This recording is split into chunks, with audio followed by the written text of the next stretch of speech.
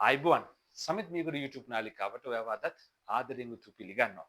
අද මං ආවා අපේ කණ්ඩායම් සංගීතයේ ප්‍රවීණ ඩ්‍රම්ස් වාදකයෙක් හොයාගෙන අපි ආස කරපු ස්ටේජ් ගාව බලාගෙන හිටපු ඒ ආදරණීය චරිතයක් හොයාගෙන තමයි ආවේ. හැබැයි දැන් නිහඬයි. ඇයි කියලා කතා කරන්නේ. මේ තමයි දිනිඳු ප්‍රියන්ත. අයිබෝන් අයියේ. අයිබන් මොකද වෙන්නේ මේ දවස්වල? මේ දවස්වල ඉතින් මියුසික් ෆීල්ඩ් එකේ වැඩ නම් නෑ මියුසික් ෆීල්ඩ් එකෙන් අයින් වෙලා මේ දවස්වල මේසන් රස්සාවක් කරගෙන ඉන්නවා. ඒ කියන්නේ දැන් අවුරුදු කීයක් කණ්ඩායම් සංගීතයේ හිටියද? අවුරුදු 35ක් විතර පහක් විතර ඉඳලා. දැන් අන්තිමට වෘත්තීය වෙලා තියෙන්නේ මේසන් වැඩ. මේසන් වැඩ. ඔන්න තාත්තේ අපි කතා කරමු. අයියේ ඔයාගේ ගම කොහෙද අයියේ? ගම එඬරමුල්ල. එඬරමුල්ල උපංගම. උපංගම. එතකොට ඉස්කෝලේ යන්නේ? ඉස්කෝලේ යන්නේ එඬරමුල්ල සාන්ත සෙබස්තියන් මහාවිද්‍යාලයේ. පවුලේ කවුරු හරි සංගීත සම්බන්ධයිද? මගේ මාමා කෙනෙක් හිටියා නෙල්සන් පෙරේරා කියලා. එයා තනිකරම මිල්ටන් පෙරේරාගේ කටහඬම තමයි එයාට තිබ්බේ. අපේ අම්මගේ මල්ලි.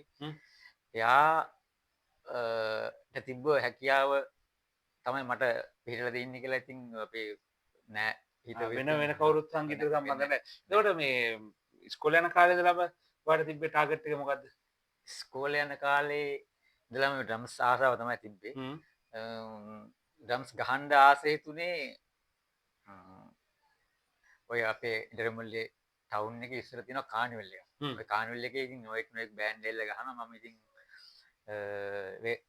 සෙනග එන්නත් කලින් වේලසෙනින්ම ගිහිල්ලා අර ඉස්කෝලේ යන කාලේ කරදහ කොල්ලයක් සෙනග එන්නත් කලින් මම ඊට ගෝලයක් අරන් ගිහලා බිම් වෙලාගෙන ඩ්‍රම් සෙට් ඒ දවස්වල මොනවද සංගීත කණ්ඩායම් මතකද? ඒ දවස්වල සුපර්ස්ටාර් තිබ්බා රෝස නයිට් ඒතකොට සම්ප්ලව එහෙම පටන් ගන්න නෑ. ඒකත් කලින්. එතකොට සම්ප්ලව සමහරක් තියෙන්න ඇති. සම්ප්ලව දැකලා තිබුණේ නෑ. කියන්නේ දැක්ලා තිබුණේ නැහැ. කියන්නේ ජනප්‍රියයි කියලා මතකයක් තිබුණේ නැහැ. සුපර්ස්ටාර් රෝස නයිට් ඒ බෑන්ඩ් තමයි තිබුණේ. එහෙම බලන් ඉන්න ඊට පස්සේ ඕක බලන් ඉඳලා මම ඔය අපේ ජන්සන් බේකරියේ තියෙන අර ඔය පාන් හදන්න ගන්න ටින් ඔය ටින් එකක් රුපියලයි. ඔය රුපියල හොයාගන්න මම පොල් ගස් බඩ ගන්නවා. ගස් බඩ ගාලා ඒකෙන් එකතු කරන සල්ලි වලින් ඒක දවස් 3ක් විතර ගහද්දී ටින් වලට අර මල්ලින පොල් වලින් පොළවේ තමයි හිටවන්නේ. ඊට පස්සේ ගෙවල් පිටිපස්සේ කොස් ගහක කොස් ගහරලා මම හිටවන්නේ. ඕක හිටවලා පුට් එකක් නැහැ. අකුලෙන් ගහන ඒවා අපි දන්නේ නැහැ. මේ ගහන දවස් දෙකක් ගහද්දී ටින් ඔක්කොම හැලෙනවා. දැන් ආයෙ ගස් බඩ ගන්නවා. ආයෙ රුපියලක් හොයාගන්න. ඔව් රුපියල් කියන්නේ රුපියල් 5ක් 6ක් හොයාගෙන එකක් රුපියලද දුන්නා. ඉතින් ඔහොම තමයි ශේෂ්ත්‍රයට ආවේ. එතකොට ඒ දවස්වල ඒව හදාගෙන ඉස්කෝලෙන් පස්සේ සංගීත හදාරනවද? එහෙම නැත්නම් සංගීත කණ්ඩායම එකතු වෙනවද? ඊට පස්සේ මගේ යාළුවෙක් හිටියා ඔය මගේ අල්ලපු ගමේ දල්පිටියේ ප්‍රියන්ත කියලා. එයා මම ওই ටකරන් ටීම් වලට ගහද්දි මම ඔතනින් යනවා එනවා. අපි බෑන්ඩ් එකක් හදාගෙන ගහමු. ඒකට මගේ අපි සෙට් එක එකතු වෙලා මුලින්ම ඔක්ටේව්ස් කියලා බෑන්ඩ් එකක් හදුවා. ඉස්කෝලෙන් අවුට් වෙලා එතකොට. නෑ ඒකවත් ඉස්කෝලේ යනවා. එතකොට පොඩි මට අවුරුදු 14ක් විතර. ඔව්. ඒ කියන්නේ මුලම සින්දු 10යි ගැහුවේ. ඒ කියන්නේ ප්‍රැක්ටිස් කරලා සින්දු 10ක් වන්මෝ කිව්වහම තව ඒව ගහන්න දන්නේ නැහැ. ඒකෙන් එකක් ආයි ගහනවා. ඒ කියන්නේ අර කට්ටිය dance කරද්දි මේ ගහපෙකක්ද කියලා තේරෙනවා. එතකොට මේ ඩ්‍රම්ස් එහෙම කියන්නේ එතකොට ඒ ෂෝ ගහන්න ඉන්ස්ට්‍රුමන්ට් කොහෙන්ද ගන්නෙ? ඉන්ස්ට්‍රුමන්ට් ගහන්න ඔය මායා දුන්න කියලා මේ ජෝන් කිල්ස් වගේ අල්ප ගමේ හිටියා මායා දුන්න කියලා. එයාගෙන් තමයි ගත්තේ. ඒ වෙනකොට මම පළවෙනි ෂෝ එක ගහද්දි මම ඩ්‍රම් සෙට් එකක වාඩි වෙලාවක්වත් නැහැ කවදාවත්. ඔය ටින් වලට ගිහුවා තමයි ඊට පස්සේ ඔය තේගොල්ල පෙට්ටිය වලින් හදාගෙන පුට් එක ගහන හැටි ඒවා දැන් මෙතන මේ ටින් වල ගැහුවට අතෙන්ද ගියාට පස්සේ පුට් එක හයියට් එක තියෙනකොට එතකොට ඊට පස්සේ පුට් එකක් හදාගත්තා. ප්‍රැක්ටිස් එකේදී පුට් එකක් හදාගත්තා තේගොල්ල පෙට්ටිය වලින්. හදාගත්තා නේද ඩ්‍රම් සෙට් එක වාඩි වෙලා තිබුණේ නැහැ. ඔය ගහපු ඒ යාපු මාර්ගය තමයි එදා ඒ සොය එක ගහලා එදා ඒ සවුන්ඩ්ස් කරන මායා දුන්න මාව ගත්තා ඔයා හොඳට ප්ලේ කරනවා කියලා එයාගේ බෑන්ඩ් එක. ඒ මොකද? ඒ බෑන්ඩ් එක ෆැබියුලස් වෙන්න මට මතක නැහැ. ඒක හිටියා ලෙස්ලි නිහාන් ලයියා කියලා හොඳ පරණම හොඳටම ගහන. තව ඉස්කෝලේ යනවනේ. ඒකට ඉස්කෝලේ යනවා. ඉස්කෝලේ යනවා. ඊට පස්සේ ඊට පස්සේ බෑන් ගණනාවක ගැහ්වා. ඒ ටිකත් එක්ක තමයි මට යන්න ඔව්. ඕනද කතාව. ඊට පස්සේ සුපර් ගැදරින්ග්ස් කියලා බෑන්ඩ් එකක් ගැහුවා. ඒතර පියනාත් රත්නායකත් එක්ක ගැහුවා. කොහොම ඉන්න ගමන් තමයි මට රෝසනයිට් සෙට් වුණේ. බිනෝ චන්ද්‍රසේකරගේ. ඒ තාම ඉස්කෝලේ එතකොට මැරි කරලා. ඉස්කෝලෙන් ඇට්ටලා. එතකොට මැරි කරලා. ඒ බෑන්ඩ් එකක ගහ ඉන්න අතර වාරේ තමයි මට අජිත්‍යය කතා කරන්නේ. අජිත්‍යය මට කතා කරන්නේ මම ඔය මහරන්දී මේ විහාරමාදේ ඉස්කෝලේ කොහෙද මහරන්දී ඉස්කෝලේ ප්ලේ කරගෙන ඉන්නවා කාන්වෙල් එකක්. එතන විනෝලත් එක්ක ප්ලේ කරගෙන ඉන්නකොට සුනෙද්ද සිල්වා කියලා දක්ෂ බේස් ගිටාරිස්ට් කෙනෙක් හිටියා. ඔය මම අජිත් අයියා ඔය කතාව මේ දවසක් කියලා තිබ්බා channel එකේ මම දැක්කා මේ YouTube channel එක. සුනෙද්ද සිල්වා එතනින් නතර කරනවා එයා. සුනෙද්ද සිල්වා ආවිල්ලා මගේ ගැන කතා කරේ නෑ. එයාගේ කතාවේ.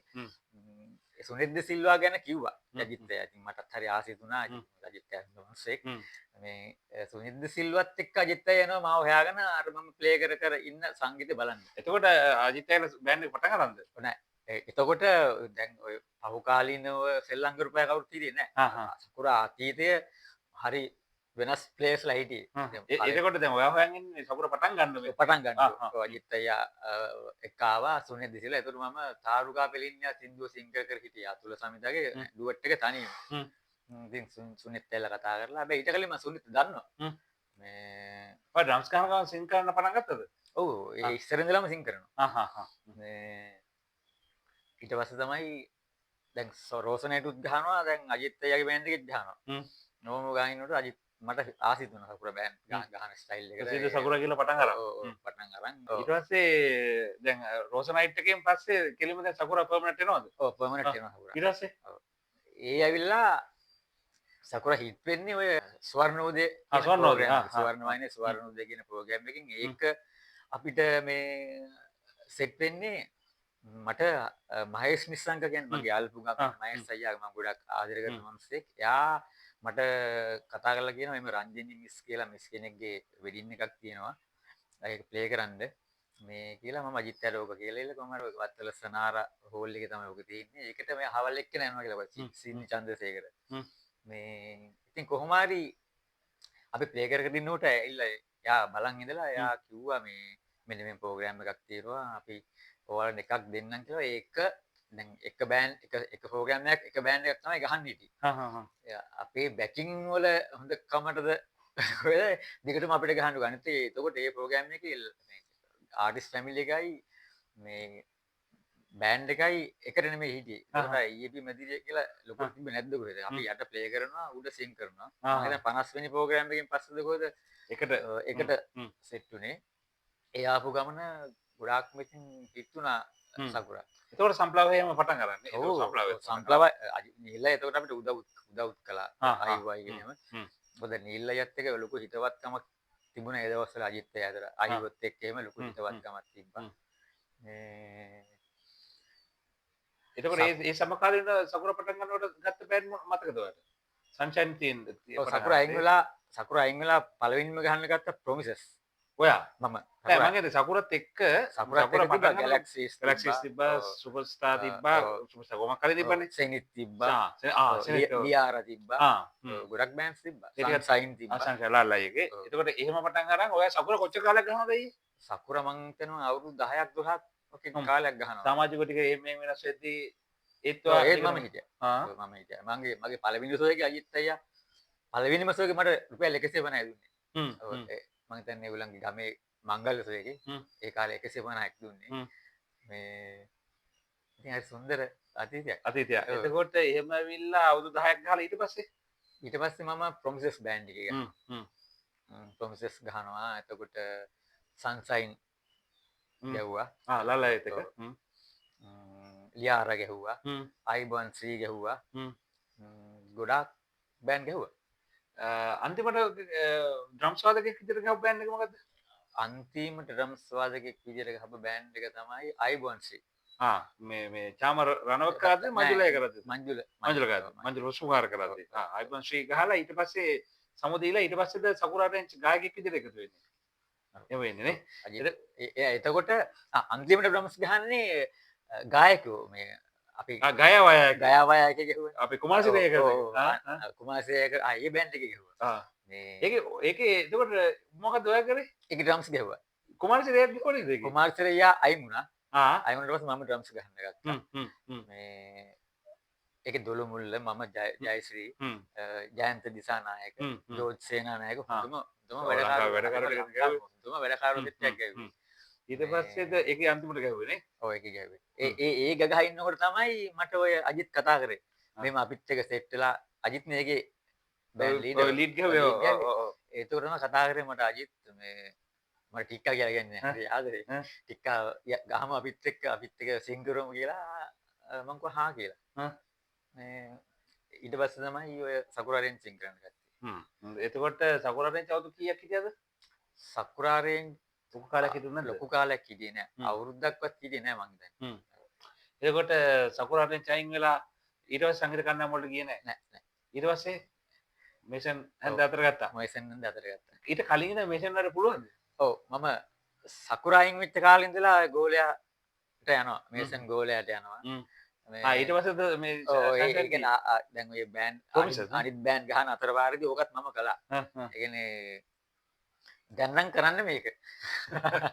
දැන් ගෝල නෙවෙයිනේ නෑ දැන් හෙඩ් පාසුන්නේ එතකොට අයියට අමතක නොවන අත්දැකීම් මම අහලා තියෙනවා මේ ඔය කැසට් එහෙම ගහ බැකින් කරද්දී එහෙම චාමරගේ කැසට් ඒ දර්ශන මතක ටිකක් තියෙනවා මට ඒක මට ඒ පැත්තටම යොමු වෙන්නේ මගේ හොඳම හිතුවා තමයි ලක්ෂ්මන් හිල්මි ලක්ෂ්මන් හිල්මි කියන්නේ මම ගොඩක් මම ආදරය කරපු මම ගොඩක් ගරු කරපු ආදර බර මිත්‍රයෙක් මගේ මේ ඔය මේසන් රස්සාව කරද්දී මගේ මේ කකුල වහලකින් වැටලා මගේ මේ කකුල මේ උකුල් ඇටේ කැඩෙනවා එතකොට මම හොස්පිටල් ඉන්නවා ඒ ඉදා ඉඳලා ඉඳ ඒ හිටපු මාස ගාන උදේ දවල් රෑ දවස් 3ම මාව බලන් දාපු එකම කියන ලක්ෂ්මන් නිල්මේ එල උදේට එල මට කෑම එකක් දීලා දවල්ට කෑම එකක් දීලා අන්තිමව ටිකට් කපුවා මාව ගෙදරටත් ගෙනල්ලා ඇරලවලා මගේ අතට සල්ලිත් දීලා මේකෙන් බේක් ගන්න දෙයි කියලා ඒ වගේ පුජ්ජිනේ යාගේ ඊට ඉස්සෙල්ලා මං එයාගේ ගාව දැන් වහලෙන් වැටෙන්න කලින් එයාගේ ගාව මම රෙකෝඩින් ප්ලේ කර කර හිටියා. ඔය රෙකෝඩින් ප්ලේ කර කර ඉන්නකොට තමයි මට එතන ප්ලේ කරේ දුසාන් මල්ලි. දැන් ඔය දුන්දේ බෑන්ඩ් එකේ දුසාන් ජය කියලා. ඒ දුසාන් මල්ලි හිල්මිගේ සම්බන්ධතාවයෙන් මම ගොඩාක් රෙකෝඩින් පැත්තට යොමු වෙනවා. දුසාන් මල්ලි කියන්නේ හරිම දක්ෂයෙක්. කියන්නේ හම්බෙන චූටි කාලෙත් එයා ප්‍රැක්ටිසස් වලට වැය කරන කාලේ. ඒ කාලේ තමයි ඔය හිල්මි හදපු එතකොට අපේ පියන්ත නාවලගේ එයාගේ ස්ටුඩියෝ එකේ හිල්මිගේ ස්ටුඩියෝ දෙන්නගේම ස්ටුඩියෝ එකේ තමයි ඔය කැසට් වැඩේ යන්නේ දෙන්නම හරි මිත්‍රයෝ එතකොට ඒ කාලේ තමයි ඔය චාමර වීරසිංහගේ ගොඩක් හිල්මිගේ ගොඩක් සින්දු ප්ලේ කරන්න මට අවස්ථාවක් හම්බෙන්න. ඒකට ඔය මම අහලා තියෙනවා මේ කවුද සේනකයියා එහෙ ඉඳලා එනවලු කොළඹට මේ චාමර අයියත් එක්ක සිතින් විතරක් එහෙම රෙකෝඩ් කරන්න. ඒක මෙහෙට ඇවිල්ලා රෙකෝඩ් කරලා ඒව සම්පූර්ණව එතකොට මේ වාදකෙක් විදිහට ඩ්‍රම්ස් වාදකෙක් විදිහට ඔව් සමහරක් ඒවල හයි හෙට්ස් ගැහුවා. සමහරක් ඒවල ඩ්‍රම්ස් උත් ගැහුවා. අර ඩ්‍රම්ස් ෆුල් ඩ්‍රම්ස් ගහනකොට හයි හෙට් ගහන එක තමයි අමාරු. ඒක තනි පැත්තක්නේ. ඉතින් එහෙම ඒ ගැව්වා. මේ ඔය චාමරගේ මං හිතන්නේ කැසට් එක ටික ගහන්න කලින් ඔය කවි කීර්තිමි මං හිතන්නේ මට අපිට අපි මම හිල්මි කට්ටිය ඉන්නකොට පෙන්නවා මෙන්න මේ චාමර වීරසිංහ කියලා මෙන්න පොඩි කොල්ලෙක් ඉන්නවා කියලා කවි කීර්තිමි අපිට පෙන්නවා මෙන්න මෙහෙම කියලා අපි දාලා පෙන්නවා මං හිතන්නේ වේරලියත් දෙක සින්දුව කැලලත් බඳ නැහැ කියලා තිබ්බේ මේ කොහොම හරි දැන් කැසට් එක ගහලා සින්දුව කියන්න ආපුවම මම චාමර ආපුවම මට අපිට හදාගන්න බැරි අපි චූටි කොල්ලෙක් කළු මම හිතන්නේ හිල්මිනත් කතා කරලා කිව්වද කොහෙද පියන්ත මේ පොඩ්ඩක් වරෙන්කෝ හිල්මි මේ අර මනුස්සයා සිං කරන්න එල්ලිනවා මෙයා සින්දු කියයිද දන්නේ නැහැ කියලා ඔය කතාව මම හිල්මි ඒ අර වේට් වොයිස් එක නැහින්ද අරම කටහඬ පුදුමාකාර වොයිස් එකක් තියෙන මනුස්සයෙක් හරි හොඳයි ඉතින් එයාගේ ගමන චාමර ගොඩක්ම මේ දුෂාන් මල්ලි ගොඩක්ම පිටුහලක් වුණා ඒ සින්දු අලංකාර කරන්න හරිම දක්ෂ විදියට එයා ප්ලේ කරා හරිම දක්ෂ වාදකෙක් දුෂාන් මල්ලි දුෂාන් නිසා තමයි මට සන්සයින් බෑන්ඩ් එකක් සෙට් වෙන්නේ දුෂාන් මල්ලි කතා කරලා තමයි මම සන්සයින් ගහන්න යන්නේ ඒ සන්සයින් ගහන්න ගිය කාලේ ඒ ගහන කාලේ අර සකුරා ගහපු ටච් එකටම ආවා කියන්නේ ලංකාවේ දැවැන්තම බෑන්ඩ් එකක් නේ සංසයින් කියන්නේ අනිවාර්යෙන්ම. අනිත් එක ලාල්ලාගේ කන් දෙක ඉතින් යහන්න ඔව්. දක්ෂයෙක්. ඔව්. ඉතින් මේ ඒ කාලේ සකුර කාලේ මට වෙනසක් තේරුන්නේ නැහැ. මට මතකයි වග කියන පාදුක්ක පැත්තේ. වග කියන ගමේ මේ මට මතකයි ගායකයෝ මං දැන් 3 දෙනෙක් එනවා කියලා ගියාට පස්සේ ගායක 20ක් විතර ආවා. ඒ කියන්නේ මුකුත්ම ප්‍රැක්ටිස් කරලා නැහැ. හැබැයි දුෂාන් මල්ලි හැම ගායකයෙක්ගේම සින්දු බලලා තිබ්බා. එතකොට මම හිතලා ලීඩ් ගාවේ හසන්ත. හසන්ත කියන්නේ එතකොට ගැලැක්සිස් පවුගාලින් ලීඩ් ගහපු හසන්ත මල්ලි ගැව්වේ. හසන්ත සාමාන්‍ය ගොඩක් දුරට පාට් බලලා තිබුණේ නැහැ. හසන්ත දක්ෂයා. අර ලීඩ් පාට් කීබෝඩ් පාට් සේරම දුෂාන් මල්ලි කීබෝඩ් එක කව කරන් ගියා. කව කරන් ගියා. එතකොට බේස් ගිටාර් ගැහුවේ දැන් ඇරොස්ටා බෑන්ඩ් එකේ බේස් ගහන මේ නිසාන්ත. නිසාන්ත නිසාන්ත. මේ ඒ සෝ එක හරිය ලස්සනටම ප්ලේ කරා. එදා ලාලයා කිව්වා මම ආයි දැක්කා කියලා කිව්වා ඒ සකුරා මේ සන්සයින් ඒ ටච් එක. හරිය ලස්සනට ඒක ප්ලේ කරා. ඉතින් ඒ වගේ සුන්දර කාලයක් මතකත් එක්ක. ඒකට සකුරා මුල්ම ඩ්‍රම්ස් වාදක ශිල්පියා ඔයා වෙන්නේ නේ? ඔව් මම.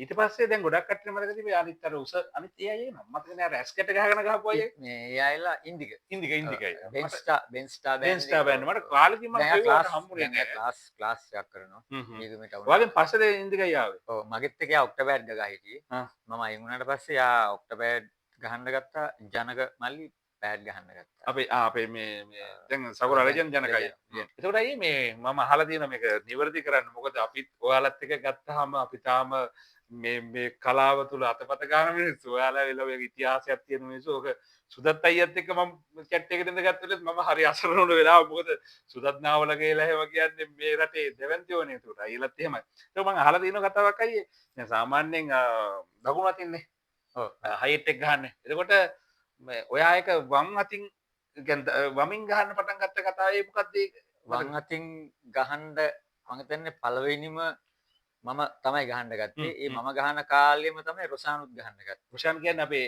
Flash back flash back Roshan ඔව් මට මතකයි ඔව් අපි දෙන්නම මම දැනුවත්ව ලෙෆ්ට් ස්ටෑන්ඩ් ගැහුවේ අපි දෙන්න විතරයි මේ ජගත් සමනන්ද ක්ලෑන් ජගත් ගැව්වා හැබැයි ජගත් පුට් එක අනිත් පැත්තට වම් කකුලම නේද ඔව් එයා පුට් එක මාරු කරන් මම හිතන්නේ ගැව්වේ අනිත් සේරම මාරු කරන් ගැව්වේ අපි දෙන්න ගැහුවේ එකම විදිහට මම අර පුට් හයිට් මාරු කරා ඔයා මට හැබැයි ඕනම බීට් එකක් ලෙෆ්ට් හෑන්ඩ් රයිට් හෑන්ඩ් දෙකම පුළුවන් කියන්නේ වම් අත දකුණ ඕනම බීට් එකක් දෙකම පුළුවන් මම දැන් ගහගෙන ගිහිල්ලා මට මේ අත රිදෙනවා නම් මම මේ පැත්තට මාරු කරනවා ආයි මේක රිදෙනවා නම් මේ පැත්ත කියන්නේ ඒ කාලේ මං හිතන්නේ එක මාසෙක මං හිතන්නේ සෝ 40 ගානක් විතර ගේ ඔය සකුර ගහන කාලේ අපි සුවර්ණුද ගහන කාලේ ගොඩක්ම හිටනේ මම මේ ළඟදිත් අජිත් අයත් එක්ක කතා කරලා අජිත් අය අපි කොහොමද ඒ කාලේ ගැහුවේ නේද අජිත් අය කියලා ඒක ඔව් කියලා කිව්වා ඉතින් මේ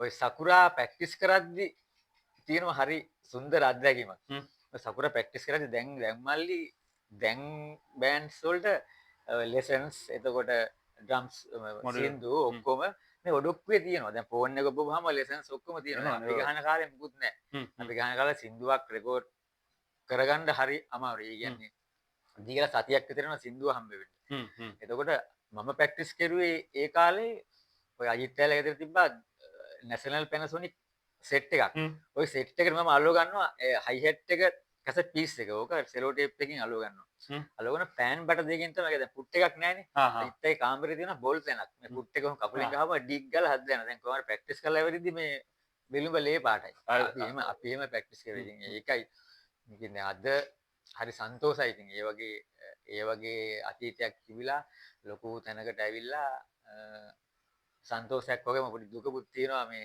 අද දැන් මම ඉන්න තත්ත්වේ මේ ඉතින් එහෙමයි අපි මේ ෆීල්ඩ් එකට ආවේ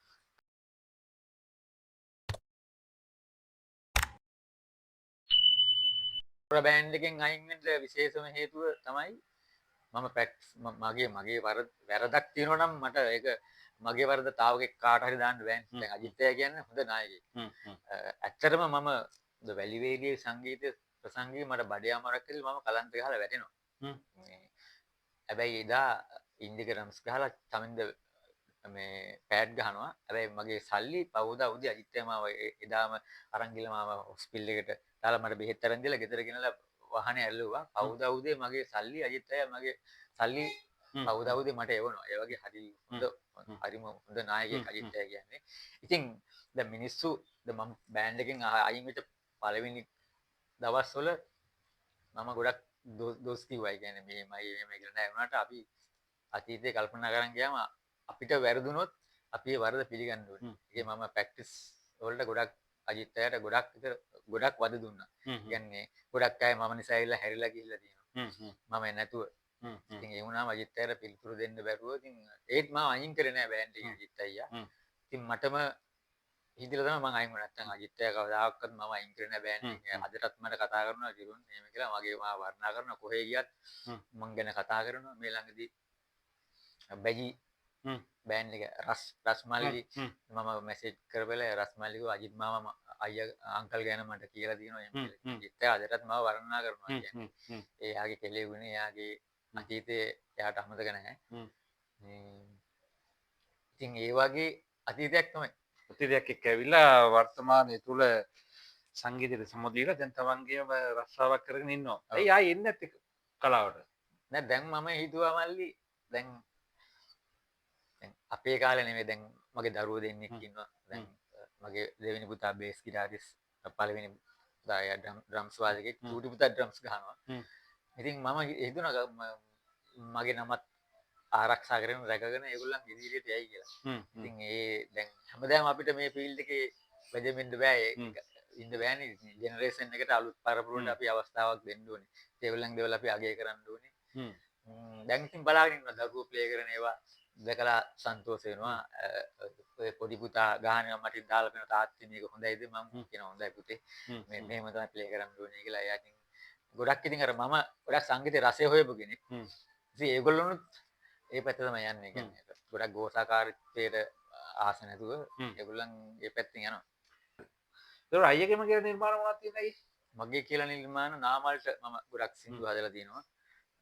දීපාල්ට ශානිකනංගිට හදුවා ලස්සන සින්දුවක් ඩුවට් එකක්. ඒක කැසට් එකකට ආවේ නෑ. හැබැයි ඊට පස්සේ ඒ මේ ගීතේ ඩ්‍රාමයකට සිං කරන්න අවස්ථාවක් ලැබුවා. මම ශානිකනංගෙන් ඒ සින්දුව ආයි ඉල්ලුවා.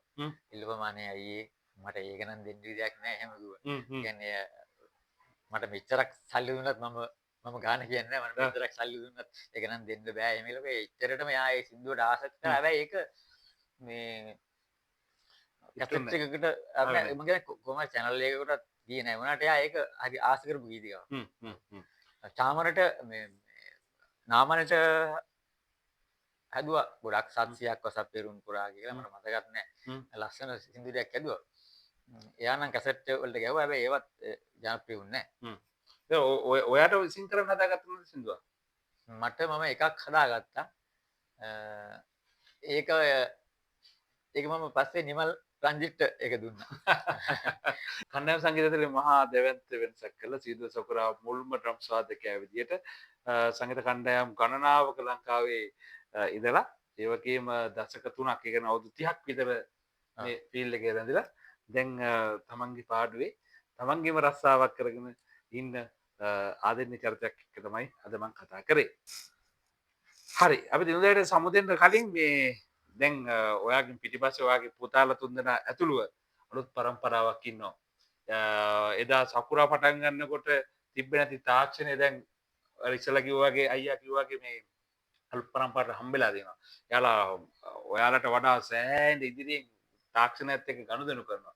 එතකොට අයියට අහපු ඒ පරම්පරාව දිහා දකිද්දි මොකද හිතෙන්නේ? ඇත්තට අලුත් පරම්පරාව හරි දක්ෂයි. දැන් ගොඩාක්ම දැන් සිං කරද්දිත් හයි රේන්ජස් වල සිං කරන කට්ටිය ඉන්නවා. හැබැයි ඒක ඔක්කොම හැම කෙනාම ඒකාකාරයි. ඒ කියන්නේ අලුත් පරම්පරාවක් කියලා මේ කියන්නේ එකම තලයේ සින්දු කියන්නේ නැතුව වෙනස් විදිහට දැන් එක සින්දුවක් ආවොත් ඒ විදියේම සින්දුවක් තව කෙනෙක් ගන්නවා. එතකොට දැන් ඩ්‍රම්ස් වාදකයෝ ඔක්කොම එකම විදියට ගහනවා. කියන්නේ තමන්ගේම කියලා අනන්‍යතාවයක් හදාගෙන ප්ලේ කරන්නේ නැහැ.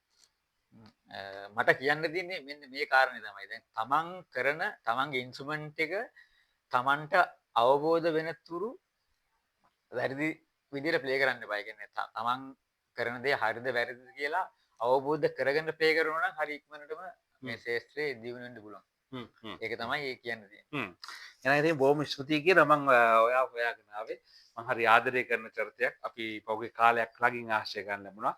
සහ රිද්දවන්තයෙක් කණ්ඩායම් සංගීතය ඇතුලේ.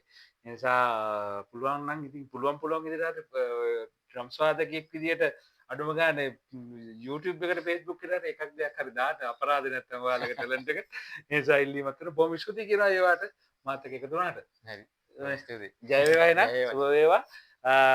වැදෙන්න සමිත්මිකට YouTube නාලිකාවත් එක තවත් ආදරණීය චරිතයක් එක්ක හමු වෙන්න බලාපොරොත්තු වෙතුව සමු ගන්නවා. බොහොම ස්තුතියි ඔයාලට.